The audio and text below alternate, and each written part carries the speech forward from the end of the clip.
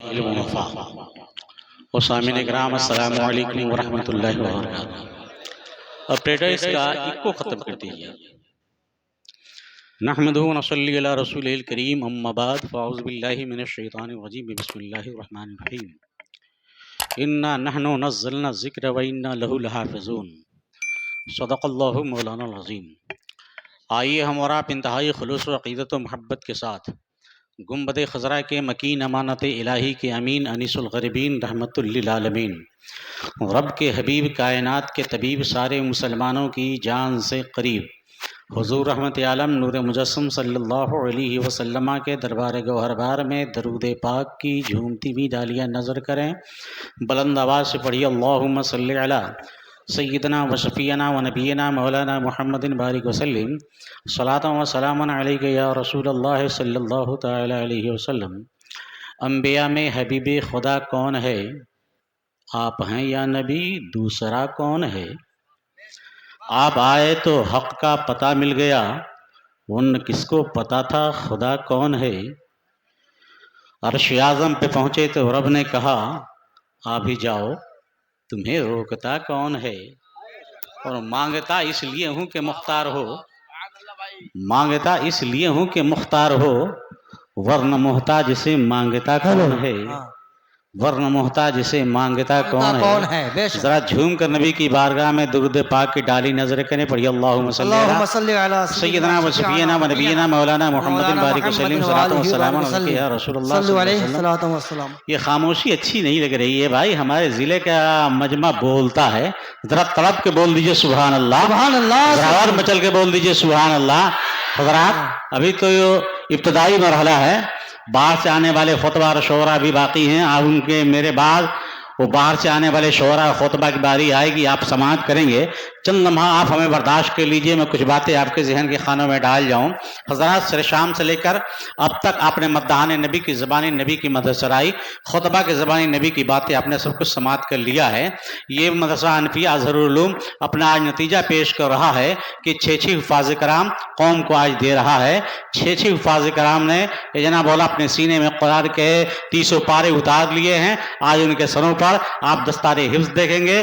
تھوڑی دیر کے بعد آپ اسلامی دولہا اپنی ماتھے کی آنکھوں سے دیکھیں گے اور یہ منظر آپ اپنے ماتھے کی نگاہوں سے مشاہدہ کریں گے۔ میں آپ کو بتاؤں کہ آج حنفیہ اظہر العلوم میں 6 حفاظ کرام آپ کو دیے ہیں، قوم کو دیے ہیں۔ یہ 6 حفاظ کرام جب یہ اپنی دستگاہوں میں بیٹھیں گے تو 600 بچوں کو حافظ قرآن بنائیں گے۔ وہ 600 حافظ قرآن جب اپنی اپنی دستگاہوں میں بیٹھیں گے تو 6000 جناب بچوں کو حافظ قرآن بنائیں گے۔ وہ 6000 حافظ قرآن جب اپنی دستگاہوں میں بیٹھیں گے تو 6 لاکھ بچوں کو حافظ قرآن بنائیں گے۔ وہ 6 لاکھ بچے جب اپنی دستگاہوں میں بیٹھیں گے تو 6 کروڑ بچوں کو حافظ قرآن بنائیں گے۔ یہ سلسلہ صبح قیامت تک چلتا رہے گا۔ پروردگار عالم نے قرآن پاک کے حفاظت کا ذمہ لیا ہے کہ انا نحن نزلنا الذکر وانا لہ لحافظون، ہم نے ہی قرآن کو نازل کیا ہے اور ہم ہی اس کی حفاظت کرنے والے ہیں۔ یہ حفاظت کے لیے لحافظون فرمانے والا اس بات کا اشارہ بھی فرما رہا ہے کہ حفاظت کے لیے حفاظ کرام کا سینہ چن لیا گیا ہے۔ یہ صبح قیامت تک سلسلہ چلتا رہے گا۔ یہ قرآن ختم ہونے والا نہیں ہے، یہ مٹنے والا نہیں ہے۔ دنیا کی ساری کتابیں ختم ہو سکتی ہیں، دنیا کی ساری کتابیں مٹ سکتی ہیں، لیکن قرآن پاک ختم ہونے والا نہیں ہے۔ ورنہ دنیا کی ساری کتابوں کو اکٹھا کر کے اسے نظر آتش کر دو، اسے دریا میں ڈال دو اور آواز دو اے گیتا تو ادھر آ، اے رامائن تو ادھر آ، اے مہا بھارت تو ادھر آ، اے بائبل تو ادھر آ، اے یوحنا تو ادھر آ، اے انجیل تو ادھر آ، اے توریت ادھر آ۔ اے جناب دنیا کی ساری کتابوں کا آواز دو گے، کوئی کتاب نہیں آئے گی مگر قرآن کو جب بلایا جائے گا تو ہزاروں نہیں لاکھوں کے تعداد میں حفاظ کرام اپنا سینہ لے کے کھڑے ہو جائیں گے۔ ان کتابوں کو تو نے جلایا ہے، جو کتابیں پریس کے رہینے منت ہوا کرتی ہے، اس کتاب کو کہاں جلاؤ گے جو مسلمانوں کے بچوں کے سینے پہ لکھی جاتی ہے؟ نعرہ تکبیر، نعرہ رسالت، علامہ مظہر صاحب قبلہ۔ واہ حضرات میں آپ سے بتانا چاہوں گا کہ لوگوں ذرا دیکھ لیجئے، یہ قرآن پاک ہے جس کے حفاظت کا ذمہ پروردگار عالم نے لیا ہے. ذرا دیکھیے، میں آپ کو بتاؤں اس کی فضیلت یہ ہے. میرے آقا صلی اللہ علیہ وسلم نے ارشاد فرمایا کہ جو بچہ حافظ قرآن بن جایا کرتا ہے، قیامت میں اس کے ماں باپ کے سروں پر اللہ ایسا چمکتا ہوا تاج رکھے گا کہ جس کے روشنی کے آگے چاند و سورج کی روشنی مان پڑ جائے گی، نگاہیں خیرہ ہو جائیں گی. لوگ پوچھیں گے یہ کون لوگ ہیں جن کے سروں پر اتنا چمکتا ہوا تاج نظر آ رہا ہے؟ لوگ کہیں گے یہ وہ لوگ ہیں جن کے بچے دنیا میں حافظ قرآن بنے تھے، جن لوگوں نے اپنے بچوں کو حافظ قرآن بنایا تھا. حضرات میں کہنا چاہوں گا کہ آج دنیا کے لوگ گھبرا رہے ہیں کہ ہم مدرسے میں پڑھائیں گے، ہم حافظ قرآن عالم دین بنائیں گے. یہ لوگ جائیں گے مدرسوں میں اور مسجدوں میں جا کے پڑھائیں گے یا امامت کریں گے، قوم کیا تنخواہ دے گی؟ 8,000 10,000 12,000 تک تنخواہ ملے گی. اس مہنگائی کے زمانے میں ہوتا کیا ہے؟ میں کہنا چاہوں گا ٹھیک ہے تم ڈاکٹر بناؤ، انجینئر بناؤ، بہت ضروری ہے بناؤ، لیکن جناب والا یہ دنیا میں ڈاکٹر انجینئر دنیا کی کمائی کریں گے، لیکن جو عالم دین ہوتے ہیں، حافظ قرآن ہوتے ہیں، یہ آخرت کی کمائی کیا کرتے ہیں. اے جناب ان ماں باپ سے کا دل سے پوچھنا کہ قیامت کے دن جب آواز دی جائے گی یہ لوگوں اب اسے بلایا جا رہا ہے جن لوگوں نے اپنے بچوں کو دنیا میں عالم بنایا تھا، جن لوگوں نے اپنے بچوں کو حافظ قرآن. سبحان اللہ سبحان اللہ. واہ میں کہنا بے چاہوں گا شک کہ ذرا دیکھ لیا جائے کہ حال یہ ہوتا ہوا نظر آ رہا ہے کہ اورنگزیب عالمگیر بادشاہ ہے، حال یہ ہے کہ اپنے بچوں کو حافظ قرآن بنایا، 2 بچے حافظ قرآن ہو گئے. اس کے بعد اپنے باپ کے پاس آئے اورنگزیب کے پاس اور آ کے کہا ابا ہم حافظ قرآن ہو گئے ہیں. کہا جاؤ خوشخبری اپنے دادا کو سنا دو، جاؤ شاہ جہاں کو جا کے خوشخبری سنا دو. یہ دونوں بچے پہنچے اپنے دادا شاہ جہاں کے پاس اور جا کے کہا کہ دادا جان ہم حافظ قرآن ہو گئے، ہم نے اپنے سینے میں قرآن پاک کو محفوظ کر لیا ہے، یہ قرآن پاک کو ہم لوگوں نے یاد کر لیا ہے. شاہ جہاں نے کہا کہ تم مجھے خوشخبری کیوں سنا رہے ہو؟ ارے اپنے باپ کو سناؤ، اس لیے کہ قیامت کے دن اگر چمکتا تاج رکھا جائے گا تو تیرے دادا کے سر پر نہیں، تیرے باپ کے سر پر رکھا جائے گا. جا اپنے باپ کو جا کر خوشخبری سنا. بچے آئے تھے، آ کر اورنگزیب عالمگیر سے کہتے ہیں کہ اورنگزیب عالمگیر ہم اپنے دادا کے پاس گئے تھے لیکن دادا نے ہمیں یہ کہا ہے کہ اپنے باپ کو خوشخبری سناؤ، اس لیے قیامت کے دن تیرے باپ کے سر پر چمکتا ہوا تاج رکھا جائے گا. اورنگزیب اسی دن سے ٹھان لیا کہ ہمیں بھی حافظ قرآن بننا ہے. اے جناب اس دن سے قرآن یاد کرنا شروع کر دیا اور حافظ قرآن بن کر کے اپنے باپ کے پاس چلا گیا. میرے باپ آپ کا بیٹا حافظ قرآن ہو گیا ہے، اب قیامت کے دن آپ کے بھی سر پر چمکتا ہوا تاج رکھا جائے گا. سبحان اللہ سبحان میں اللہ. چاہوں گا کہ لوگوں ذرا دیکھیے بہت یہ ادارے ہوا کرتے ہیں جو حافظ قرآن دیا کرتے ہیں، جو عالم دین ہی دیا کرتے ہیں، جو مسلک کے ترجمان دیا کرتے ہیں، جو دین کے مبلغ دیا کرتے ہیں، جو دین کے داعی دیا کرتے ہیں. آپ دیکھتے ہیں کہ چھپر کے شکل میں مدرسہ ہے، کسی ادارے کو دیکھتے ہیں کہ بہت اونچا ادارہ ہے، لمبی بلڈنگیں ہیں، بڑی اونچی عمارتیں ہیں. حضرات مدرسہ چھوٹا ہو یا بڑا ہو اس سے کوئی بحث نہیں ہے. اے جناب سب کا سلسلہ نسب رسول پاک صلی اللہ علیہ وسلم کے قائم کردہ اصحاب صفہ کے چبوترے کا ہوا کرتا ہے، اس لیے کہ میرے آقا نے ایک چبوترا بنایا تھا جس کے اوپر کوئی چھت نہیں تھی. صحابہ کرام پڑھا کرتے تھے اور میرے آقا پڑھایا کرتے تھے. کہنا چاہوں گا سب کا سلسلہ نسب وہاں تک پہنچا کرتا ہے. میں بتانا چاہوں گا کہ لوگوں یہ حافظ قرآن، یہ 6 حفاظ قرآن کو جناب والا یہ ادارہ آپ کو دیتا ہوا نظر آ رہا ہے. آپ کو معلوم ہے کہ جناب والا دنیا میں اس قرآن پاک کو ختم کرنے کے لیے، اس قرآن پاک کو ختم کرنے کے لیے نہ جانے کتنی سازشیں کی گئی ہیں، کتنا زور لگایا گیا ہے، کتنی طاقتیں لگائی گئی ہیں، لیکن اس کے باوجود بھی ہوتا یہ ہے کہ قرآن بڑھتا جا رہا ہے، قرآن چھاتا جا رہا ہے، قرآن چمکتا جا رہا ہے. ذرا نگاہوں کے سامنے رکھیے گا یہ جناب والا سقوط غرناطہ آپ کی نگاہوں کے سامنے ہے. 1491 میں جب غرناطہ کو تباہ و برباد کیا گیا تھا، اسپین کے مسلمانوں کو تباہ و برباد کیا تھا، فارنی لینن نے قبضہ کر لیا تھا. یہ جناب والا اس کے بعد سے نتیجہ یہ ہوا کہ مسلمان جو بچے تھے ان کے گھروں سے قرآن پاک کی تلاوت کی صدا آ رہی تھی. تو لوگوں نے کہا تھا یہ بچوں کی یہ قرآن پاک کی تلاوت کی صدا کیوں آ رہی ہے؟ ہم نے مسلمانوں کو ختم کر ڈالا ہے، ہم نے مسلمانوں کو یہاں سے بھگا ڈالا ہے، شہر بدر کر ڈالا ہے، پھر ان کے گھروں سے قرآن پاک کی تلاوت کی صدا کس سے آ رہی ہے؟ یہ جناب والا تو ان کے گھروں کی तलाशी ली गई, जो मुसलमान बचे हुए थे ये जनाब उनके घरों को ढूंढा गया,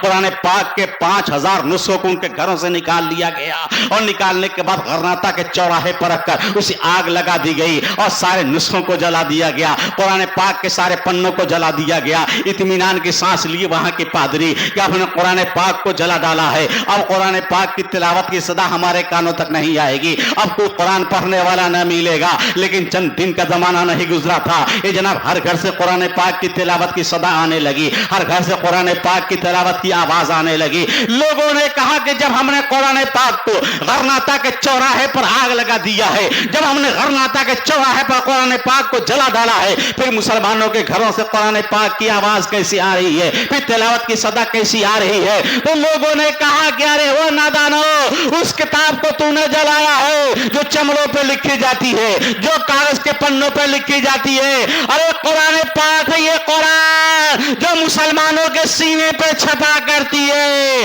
अरे वो मुसलमान है जो हाफिज़ कुरान है और वही कुरान पाक की तिलावत कर रहे हैं। बेशक नारे तकबीर, नारे रिसालत, उलमाए अहले सुन्नत।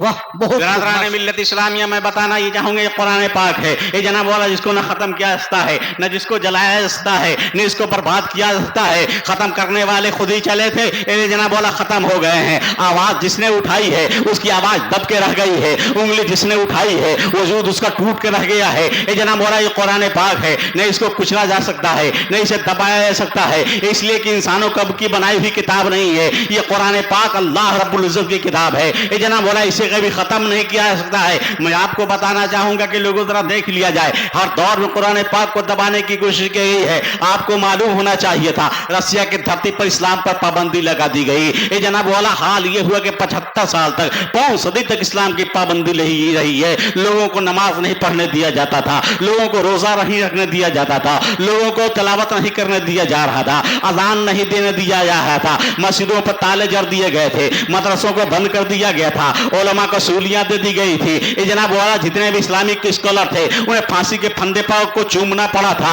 हाल ये होता नजर आया कि जनाब वाला जब हर तरफ से आवाज बंद हो गई थी, 75 साल का जमाना गुजर गया और 75 साल के बाद ये जनाब वाला जब हाल ये होता नजर आया कि इस्लाम आजाद हुआ तो किसी को इस्लामी नाम मालूम नहीं था, किसी को अजान के कलमात याद नहीं थे, किसी को नमाज का तरीका मालूम नहीं था, किसी को कुरान की सूरत याद नहीं थी।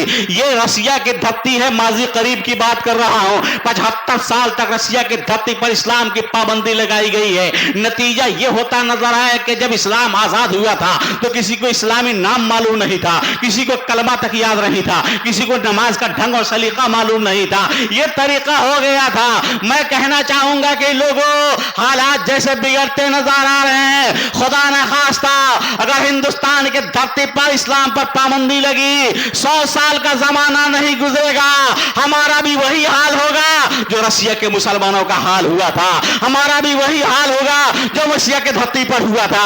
इसलिए पैगाम देना चाहूंगा कि लोगों, दीन से जुड़ जाओ, मदरसों से जुड़ जाओ। ये रसूलुल्लाह का घर है, ये प्यारे मुस्तफा का पैगाम है। इसलिए कि मेरे आका ने फरमाया कि दुनिया में सबसे अच्छा इंसान वो है जो कुरान पढ़ता भी है और कुरान पढ़ाता भी है।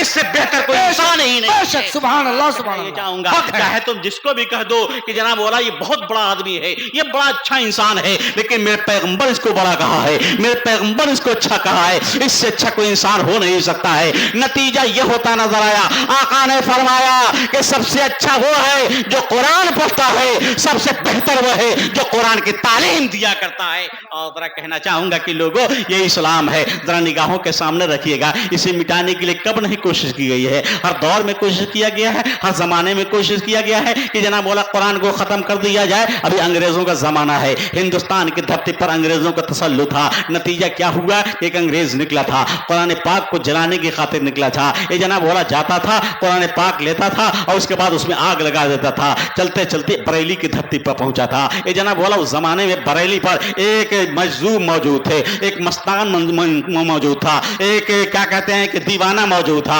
एक कलंदर मौजूद था। اس کے پاس گیا تھا اور جانے کے بعد سے کہا قلندر کوئی قرآن تیرے پاس ہے تو لاؤ. کہا کیا کرو گے؟ کہا میں آگ لگا دوں گا, میں اسے جلا ڈالوں گا. اس قلندر نے کہا کتنے قرآن کو جلاؤ گے؟ کہا کتنا جتنا ملے گا اتنا جلا دوں گا, جتنا ڈھونڈ کر نکالو گے اتنا میں جلا دوں گا. اے جناب والا قلندر نے کہا تھا, مستان نے کہا تھا تم قرآن پاک کو جلاؤ گے, قرآن کو ختم کرنا چاہتے ہو؟ کہا ہاں ہاں میں جلا ڈالوں گا, میں ختم کر ڈالوں گا.